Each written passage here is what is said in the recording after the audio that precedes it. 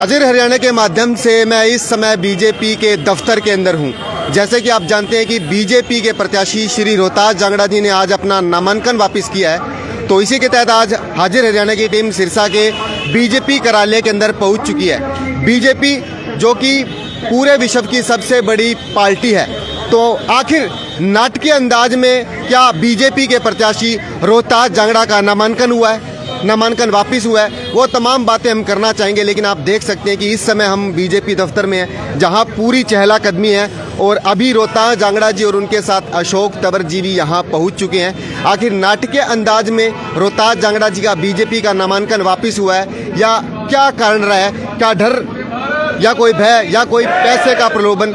आखिर बीजेपी प्रत्याशी की पहले से ही कोई खिचड़ी पकड़ रही थी? वो तमाम बातें होगी, लेकिन आप मेरे साथ देखते हैं, मैं अभी बीजेपी के दफ्तर के अंदर हूँ और आइए हम आपको वो दृश्य दिखाने की कोशिश करते हैं कि आखिर क्यों बीजेपी के प्रत्याशी ने गोपाल कांडा की पार्टी को समर्थन दिया है। वो तमाम बातें हम आपको हाजिर हरियाणा चैनल के माध्यम से लाइव दिखाने की कोशिश कर रहे हैं। और अब मैं बीच के अंदर जहां प्रेस कॉन्फ्रेंस चल रही है, उस प्रेस कॉन्फ्रेंस में जाकर उनसे वो सवाल करने की कोशिश करेंगे कि विश्व की सबसे बड़ी पार्टी के प्रत्याशी ने आखिर नामांकन वापस क्यों किया, क्या यह संगठन का कहना था, या तमाम जो बातें होगी वो आपको सामने हमको दिखाने की कोशिश करेंगे। अपने दिल में ये मर्म रखा है, अपना जीवन भारतीय जनता पार्टी को समर्पण कर दिया है।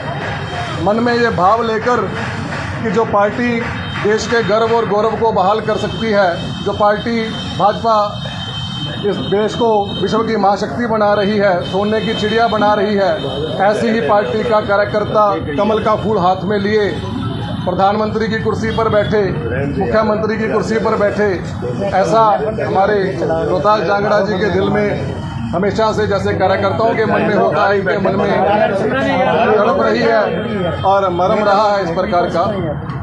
तो उन सारी परिस्थितियों को देखते हुए, इस प्रदेश के हित को देखते हुए, इस सिरसा के हित को देखते हुए मेरे भाई ने बड़ा दिल बड़ा करके ये फैसला लिया है कि हम एनडीए को मजबूत करेंगे, और एनडीए को मजबूत करते हुए यहाँ से एनडीए के प्रत्याशी को जो है समर्थन देंगे, ताकि फिर से यहाँ कमल खिले। तो इस समय मैं बीजेपी दफ्तर के अंदर हूँ और हमारे साथ बीजेपी के वरिष्ठ कार्यकर्ता और नेता हैं श्री श्याम बजाज जी। आइए उनसे प्रतिक्रिया जानने का प्रयास करते हैं। जी, आज आपके बीजेपी के प्रत्याशी श्री रोहतास जांगड़ा जी ने जो नामांकन वापस लिया है, तो आखिर क्या कारण रहा है?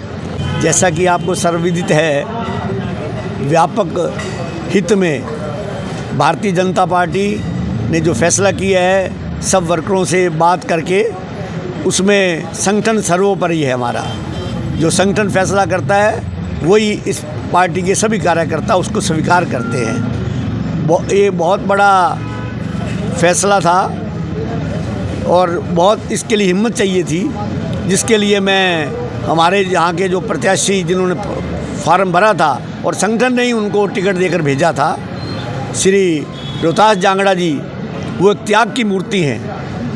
मेरे पास शब्द नहीं है उनके लिए, उनको साधुवाद है कि उन्होंने इतना बड़ा फैसला संगठन की जो सबकी सोच थी उसके हिसाब से वापस लिया, और अब सभी मिलकर, जैसा कि एनडीए के घटक के रूप में पार्टी अब एनडीए के प्रत्याशी को समर्थन देगी, ऐसा सभी कार्यकर्ताओं की राय थी, और उसको देखते हुए उन्होंने अपना आज नामांकन वापस ले लिया है। आखिर किस पार्टी को आपका समर्थन किया गया है? ये पार्टी में जिन्होंने हमारे भारतीय जनता पार्टी की 5 वर्ष सरकार रही है, नायब सिंह सैनी जी की और उससे पहले मनोहर लाल जी की, उसको एनडीए के घटक के रूप में जो एचएलपी ने समर्थन दिया था, उसके लिए पार्टी ने उसको एनडीए का घटक मानते हुए ही आज ये समर्थन दिया है।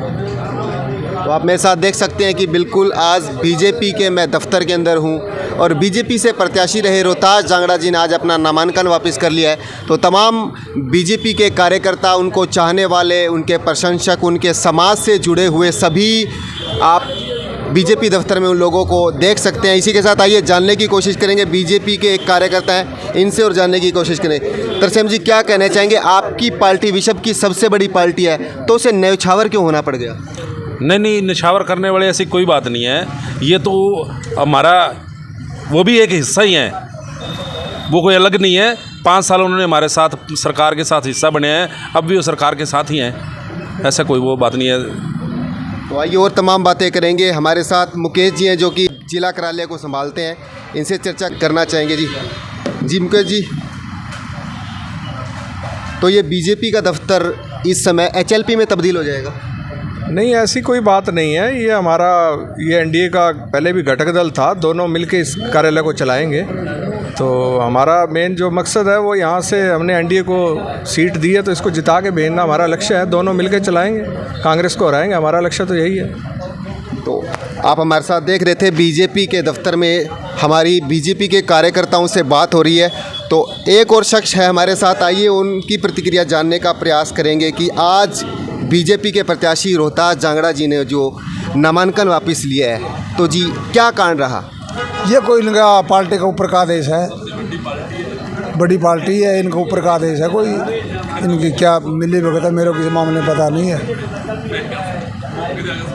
तो आप देख सकते हैं बीजेपी दफ्तर के अंदर हम अभी हैं और यहाँ लगातार जो बीजेपी के कार्यकर्ता हैं उनसे हमारी लगातार चर्चा हो रही है। इसी के साथ एक और बीजेपी के कार्यकर्ता हैं, थोड़ा दोस्त इधर सामने से, इनसे और प्रतिक्रिया लेना चाहेंगे। जी क्या कारण रहा है कि विश्व की इतनी बड़ी पार्टी और उसे क्या कांडा की पार्टी के आगे न्यौछावर होना पड़ा है? नहीं, ऐसा कोई बात नहीं है मनीष जी।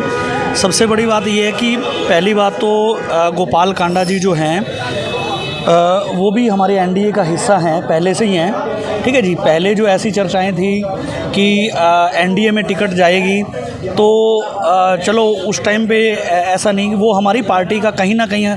गोविंद कांडा जी आपको पता है, अभी गोविंद कांडा जी तो ऑलरेडी हमारे भाजपा के कार्यकर्ता ही हैं, वर्कर ही हैं। संघ का पूरा जुड़ाव रहेगा क्योंकि पिछली बार संघ ने जिस तरीके से बीजेपी के साथ लग के चुनाव लड़ा, तो संघ क्या अब एचएलपी और जो बीजेपी का अलायंस हुआ है तो उनके साथ भी संघ अपना पूरा? नहीं, देखिए मैं आपको बताता हूँ, आरएसएस प्रत्यक्ष रूप से कोई काम नहीं करता, आरएसएस के कार्यकर्ता सब कुछ करते हैं। ठीक है जी, क्योंकि जैसे समाज है तो कार्यकर्ता भी वैसे ही हैं, ऐसी कोई बात नहीं है। मगर ये है कि संगठन, यानी कि मैं आपको बता रहा था, वही बात बता रहा था कि धर्म और अधर्म की लड़ाई है। तो हम ये मानते हैं कि यहाँ पर हमने भाजपा की सरकार बनानी है। भाजपा की सरकार मनीष जी बनाने के लिए हमें जितने भी हमारे सहयोगी हैं उनको एकजुटता में आना पड़ेगा और हमें यहाँ से सीट निकाल करके नायब सिंह जी की झोली में डालनी पड़ेगी और हमारी एनडीए जो है वो यहाँ से जीत दर्ज जो है वो करेगी। उसके लिए हमें इकट्ठा मिलकर के लड़ना पड़ेगा, धर्म युद्ध में हमें इकट्ठा मिलकर चलना पड़ेगा। तो मेरे साथ एक और बीजेपी के कार्यकर्ता नज़र आ रहे हैं, आइए इनसे और बातचीत करते हैं। तो क्या आखिर कार्यकर्ताओं से कोई सलाह मशवरा लिया गया आज जो नामांकन वापसी का जो ये पूरा खेल हुआ है? हाँ जी, पूरा कार्यकर्ताओं के सहयोग से ही हो रहा है जो कुछ हो रहा है। और आला अधिकारी जो भी हमें आदेश देंगे हम सब मिलके एकता से चलेंगे। तो देख सकते हैं आप मेरे साथ बीजेपी के दफ्तर के अंदर।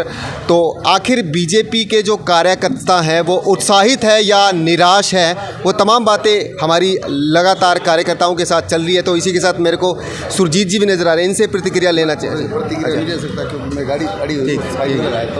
तो आप मेरे साथ देख सकते हैं, आइए हम प्रतिक्रिया लेने का प्रयास करते हैं कि एक हमारे को नज़र आ रहे हैं भाई साहब। राम राम जी। तो आज जो बीजेपी प्रत्याशी रोहतास जांगड़ा जी ने जो नामांकन वापस लिया है, आप इसके लिए उत्साहित हैं या निराशा है? भैया मैं हूँ बरवाड़ा से, तो मैं रोहतास जी बीजेपी का मतलब खास हूँ। बस मैं तो इतना बेरा है, बीजेपी ने वोट दो, मौज करो बस। तो आप देख सकते हैं कि आखिर क्या बीजेपी के कार्यकर्ता या उनका समाज के चाहने वाले लोग उत्साहित है या उनके अंदर निराशा के भाव झलक रहे हैं, वो तमाम बातचीत करने का हमारा लगातार प्रयास है। और आप हमारे साथ देख रहे हैं सिरसा के बीजेपी कार्यालय के दफ्तर।